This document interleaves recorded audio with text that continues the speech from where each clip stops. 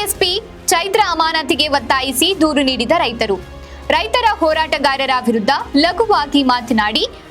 ರೈತ ನಾಯಕರಿಗೆ ಅವಮಾನ ಮಾಡಿದ ಹಾಗೂ ಹಿರಿಯೂರು ತಾಲೂಕಿನಾದ್ಯಂತ ಈಸ್ಪಿಟ್ಟು, ಜೂಜು, ಸರಣಿ ಮನೆಗಳ್ಳತನ, ಚೈನು ಕಳವು ಪ್ರಕರಣಗಳನ್ನು ತಡೆಯುವಲ್ಲಿ ವಿಫಲರಾದ ಹಿರಿಯೂರು ಡಿವೈಎಸ್ಪಿ ಚೈತ್ರರವರನ್ನ ಕೂಡಲೇ ಅಮಾನತುಗೊಳಿಸುವಂತೆ ರೈತರು ಜಿಲ್ಲಾ ಪೊಲೀಸ್ ವರಿಷ್ಠಾಧಿಕಾರಿ ಹಾಗೂ ರಾಜ್ಯ ಪೊಲೀಸ್ ಮಹಾನಿರ್ದೇಶಕರಿಗೆ ದೂರು ನೀಡಿ ಒತ್ತಾಯಿಸಿದ್ದಾರೆ.